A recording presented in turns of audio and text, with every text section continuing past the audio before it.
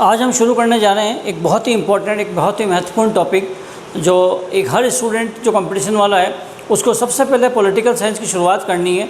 तो यहीं से शुरुआत करनी चाहिए। भारत का संवैधानिक विकास यानी कॉन्स्टिट्यूशनल डेवलपमेंट ऑफ इंडिया, कि भारत का संवैधानिक विकास किस प्रकार हुआ।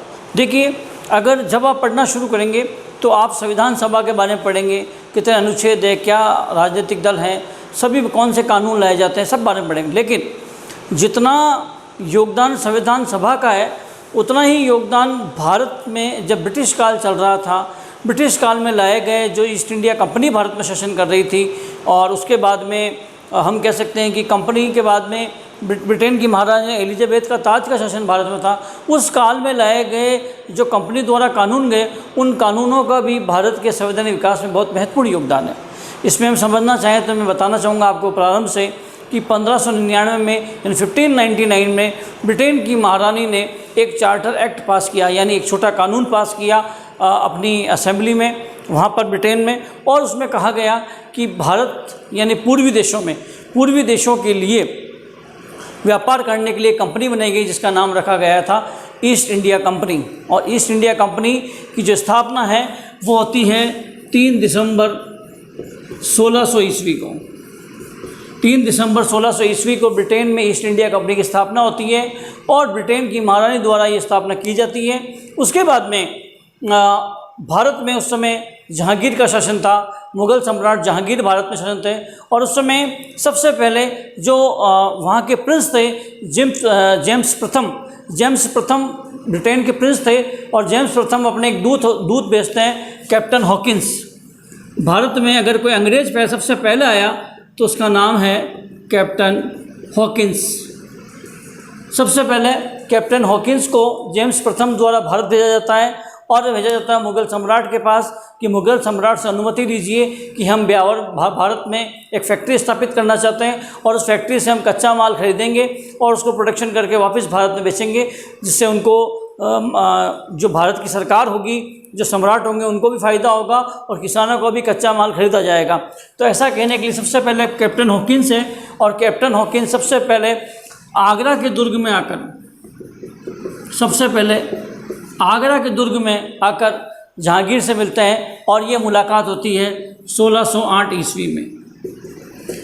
और ये कैप्टन हॉकिंस सूरत में एक फैक्ट्री स्थापित करने की बात करते हैं, लेकिन इस समय जहांगीर इनको अनुमति नहीं देते हैं, यानी फैक्ट्री स्थापित नहीं हो पाती है। उसके बाद में 1616 में यानी कैप्टन हॉकिंस सबसे पहले व्यक्ति थे जो ब्रिटिश व्यक्ति भारत में आए और आगरा में आकर मिले। और इन्हें मैं बता दूँ, एक क्वेश्चन और आता है हिस्ट्री में, इन्हें 400 मनसब की उपाधि भी दी गई थी। 400 मनसब यानी घुड़सवार, 400 घुड़सवार की सवारी इन्हें उपाधि दी गई थी। उसके बाद में सर टॉमस रो दूसरा जो अंग्रेज अधिकारी था, वो सर टॉमस रो 1616 ईस्वी में पुनः किसके दूत बनकर आते हैं? जेम्स प्रथम कौन थे? जेम्स प्रथम ब्रिटेन के प्रिंस थे।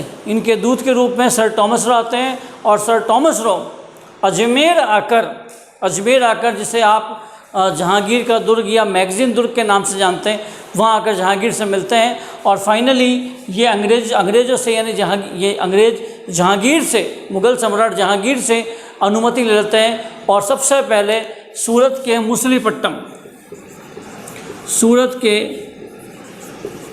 मुसलीपट्टम में अपनी एक फैक्ट्री स्थापित कर देते हैं। इस प्रकार भारत में अंग्रेज़ों का आगमन होता है, और धीरे धीरे वो ऐसे घुल जाते हैं कि राजा महाराजाओं के पारिवारिक मामलों में हस्तक्षेप करने लगते हैं, और धीरे धीरे वो बंगाल को सबसे पहले अपने अधीन करते हैं। और धीरे धीरे किस तरह भारत में आए और किस तरह गए ये आप सबको पता है। लेकिन हम इस समय आए गए कानूनों का अध्ययन करेंगे। इस समय आए गए कानूनों में सबसे पहला कानून है 1773 का रेगुलेटिंग एक्ट। बहुत बार सवाल आता है कि जिला कलेक्टर का पद कब भारत में बना, तो जिला कलेक्टर का पद भी जो भारत में बना वो अंग्रेज़ों की देन है, और 1773 के रेगुलेटिंग एक्ट में सबसे पहले जिलाधीश का पद बना। ये सवाल काफ़ी बार आता है। लेकिन देखिए, 1773 का रेगुलेटिंग एक्ट क्यों लाया गया, इसके पीछे बहुत से कारण हैं। तो सबसे पहले हम कारणों पर चर्चा करेंगे 1773 के रेगुलेटिंग एक्ट पे।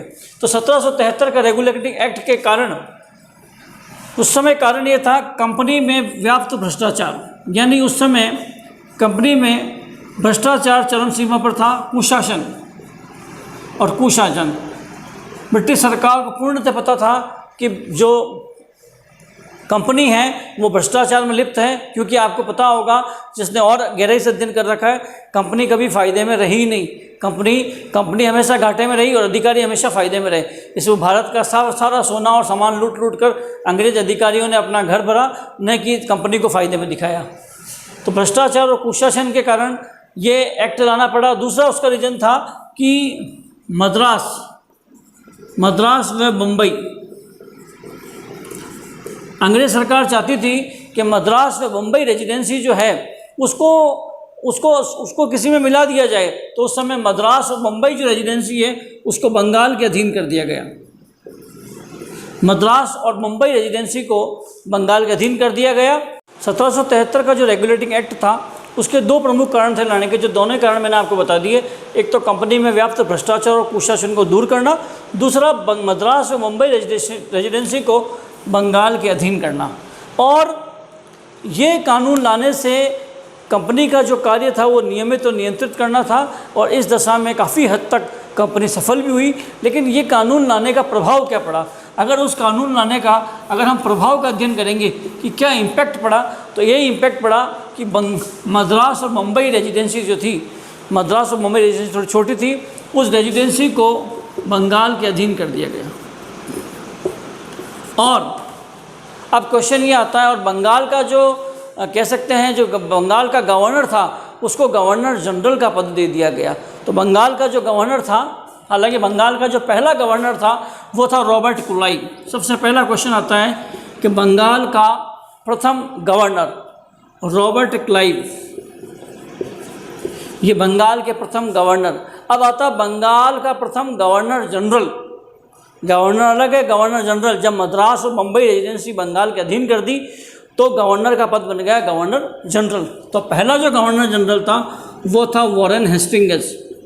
Warren Hastings. तो पहली बात ध्यान रखिएगा, पहला गवर्नर जनरल तो जहाँ वो वॉरेन हेस्टिंग्स था। और इस प्रकार ये इस एक्ट के दो महत्वपूर्ण बातें हो रहे हैं, दो महत्वपूर्ण सवाल होते हैं कि भारत में सबसे पहले जिला कलेक्टर 1773 के एक्ट में भारत में जिलाधीश का पद लाया गया। हर जिला हर परगना पर एक जिला कलेक्टर बिठाया गया। तो ये पास क्वेश्चन आ जाए कि जिला कलेक्टर का पद कौन से एक्ट में लाया गया? 1773 के रेगुलेटिंग एक्ट में।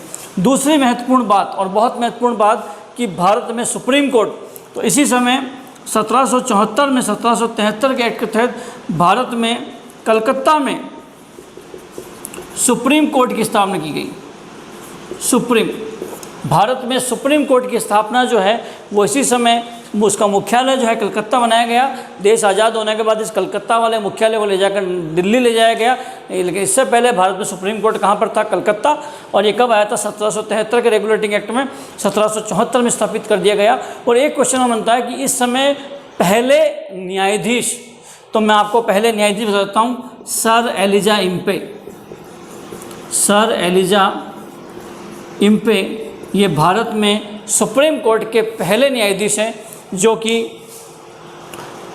ब्रिटिश भारत में लाया गया। हालांकि जो स्वतंत्र भारत में लाया गया उसमें हीरालाल जे कानिया जो है वो भारत के प्रथम मुख्य न्यायाधीश है। लेकिन ब्रिटिश भारत में सर एलिजा इम्पे, आपको पता होगा कि इससे पहले जब भारत में सुप्रीम कोर्ट नहीं था तो भारतीयों का मुकदमा जो है वो चलाया जाता था ब्रिटेन की प्रिवी काउंसिल में। और प्रिवी काउंसिल जो फैसला फाइनल करती थी तो वह आपको ध्यान है अधिकतर कंपनी या अंग्रेजों के पक्ष में होता था। इसलिए भारतीय अक्सर वहाँ अक्सर मुकदमे हार जाते थे। इसी तरह हमने शुरुआत करी है आज पहले संवैधानिक एक्ट की, पहले ऐसे एक्ट की जो ब्रिटिश भारत में लाया गया 1773 का रेगुलेटिंग एक्ट। हम जल्द आगे नई शुरुआत करेंगे, नए एक्ट लाएंगे। थैंक यू, धन्यवाद।